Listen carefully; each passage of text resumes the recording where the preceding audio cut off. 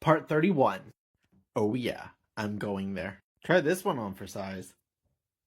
I am not against people who have died for their country. But to say that only two defining forces have ever offered to die for you, people's willingness to sacrifice themselves for others has definitely stood the test of time. But to be quite honest with you, I think this is one of the lighter varieties of biblical weaponization. But it is a prime example of American exceptionalism. USA #1. But one thing that certainly throws foreigners for a trip is the concept of us pledging allegiance to a flag. I did. I don't anymore, and that's my personal choice. But I have had people criticize me for it, saying it's the Christian thing to do. I'm sure Daniel's friends had a lot to say about that. But it's not a statue. It's a human-made symbol of national unity. I had to make this one right after the last one. I want to clarify something. Nope, I don't pledge allegiance to the American flag. But that does not mean that I'm against the United States. It also does not mean that I believe that everybody should not pledge allegiance. Everyone has their own choice to make. I made mine.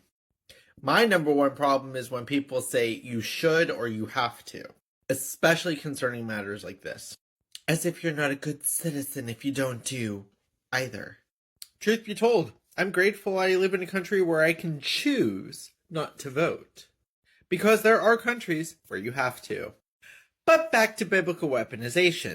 My issue with the Pledge of Allegiance has to do when people say that it's a Christian pledge because it says, under God.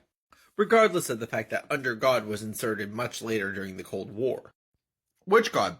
And what denomination? Because they can't agree on anything. I feel like he's staring into my soul. This is R.J. Rushdoony. This guy was the founder of Reconstructionism, which has by and large fueled Christian dominionism in the United States. He definitely believed that Christians should overtake the government. Funnily enough, I don't know how many people actually know what denomination he was. So let's turn it into a game. Methodist? Pentecostal? Calvinist? Catholic? Eastern Orthodox? Presbyterian? Adventist? Armstrongist? He was Calvinist. A Calvinist. Spoiler alert, most Americans are not Calvinist. In the US, it's something like 400,000. But he was a huge proponent of theonomy, which means that he wanted his version of God to rule all. So, my first day back, something is very much in the news. And it really goes hand in hand with what I'm trying to lead up to. So, evangelical Christians, at least in the United States, very much like to use Matthew 24 to talk about the end times. And granted, Matthew 24 does talk about the second temple's destruction, but it also alludes to the end times. And throughout that chapter, Jesus says a lot. For many will come in my name claiming, I am the Messiah. Then if anyone tells you, look, here is the Messiah, or there he is, don't believe it. If anyone tells you, look, the Messiah is out in the desert, don't bother to go and look. Or look, he's hiding here, don't believe it. For just as the gathering of vultures shows there's a carcass nearby, so these signs indicate the end is near. Anyone saying anyone's the Messiah is on shaky ground. So this is interesting. My content regarding biblical weaponization has so far been directed at more of a political right-leaning thing, but I did want to make something very, very clear. It's very much on both sides, it's just one happens to be louder than the other. No joke. Even though a much smaller percentage of Democrats believe that Christianity should be the official religion, a lot still believe that the Bible should take precedence. And when asked if there's conflict of the will of the people and the Bible which should take precedence, take a look at those numbers. It is not an insignificant minority. I'm also from a predominantly Democrat area of Ohio. And I definitely know of people who vote Democrat but who do believe that the Bible should rule. It just so happens, though, that the general mantra being shared does come from the right. But it is both-sided.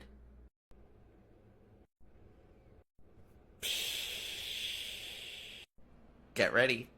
So I'm sure people have heard of stories where exorcisms took place because pastors were so vehemently sure that a demonic possession was taking place. The thinking behind that came from books like these. Derek Prince reminds me so much of Herbert Armstrong, not in what he believes, but the way that he presented things. And this book is definitely not a recommend.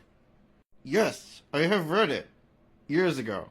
This book is very much of the opinion that there are demons basically under every rock and under every blanket. There's also been a lot of talk of the demons running the country. Take a look. You will see people in various houses of representatives saying that others are demonically possessed. So vote for the people they want to get rid of the demons. And you're not perfect because you're possessed.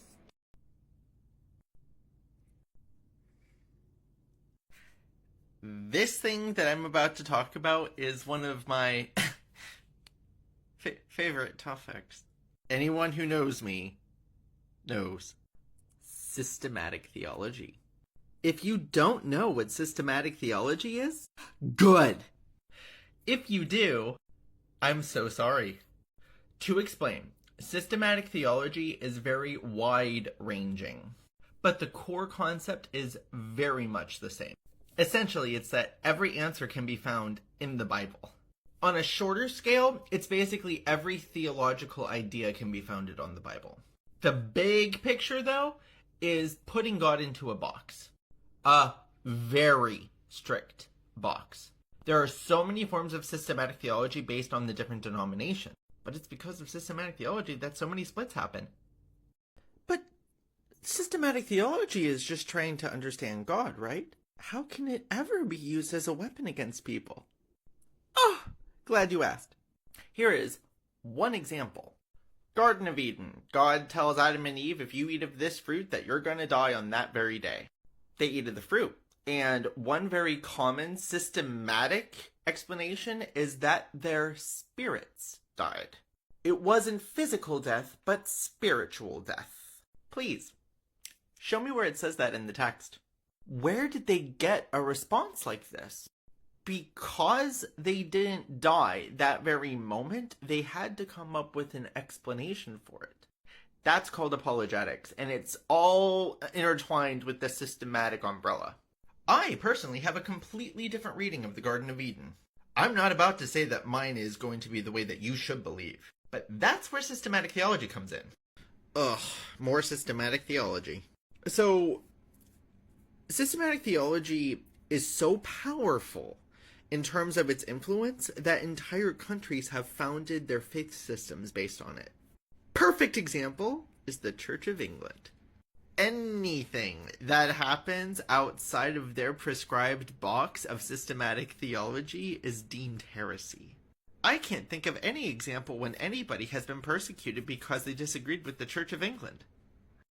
So, when it comes to characters over here on this side of the pond who want to influence our laws and the way that we as a society do things, history can be an amazing teacher when it comes to that.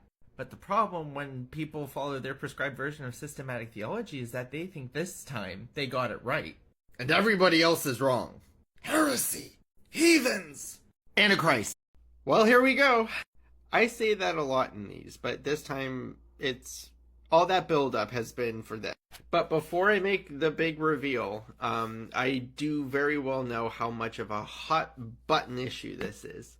Like, supremely hot button issue. But I feel compelled to call a spade and explain why. It's dangerous, it's oppressive, and it's argumentative. And the moment I reveal the word, people are going to think I'm completely against a people group. I'm not. I am against what the ism stands for. I'm not talking about the one that starts with an S. I'm talking about the one that starts with a Z. It's just like saying that not all Christians are extremists, but the extremists are extremists. And surprise, it's both Jewish and Christian. To make it easier though, I'll start with the good stuff.